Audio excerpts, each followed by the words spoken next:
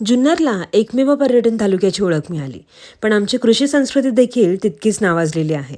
म्हणूनच महाराष्ट्र कृषी दिनानिमित्त आम्ही आजपासून जुन्नर एंटरप्रेन्युअर सिरीजद्वारे तालुक्यातील कानाकोपऱ्यात वसलेली गावं आणि तिथले पडद्याआड असलेले कृषी उद्योजक एक्सप्लोअर करणार आहोत. नमस्कार मंडळी, मी काव्या. तर आज आम्ही सावण किल्ल्याच्या कुशीत वसलेल्या केळी गावाला भेट दिली. विठ्ठल रामचंद्र लांडे या दादांची शेती, गोठा, शेळीपालन, कुक्कुटपालन आणि गांडूळखत यावर कुटुंबाची साथ घेत काम सुरू असलेलं पाहिलं. विशेष म्हणजे या गावात आता अनेक तरुणांनी नोकरीसाठी शहर गाठलंय, पण इथे आम्ही एक पारंपरिक शेतीचं मॉडेल पाहिलं जे त्यांच्या कुटुंबाला कधीच उपाशी ठेवणार नाही.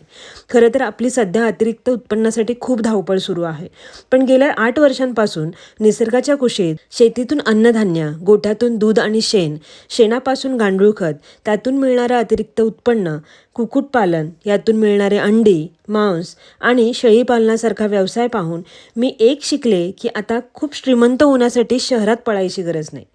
खरी श्रीमंती तर यातच आहे, फक्त यासाठी योग्य मार्केट तयार व्हायला हवं.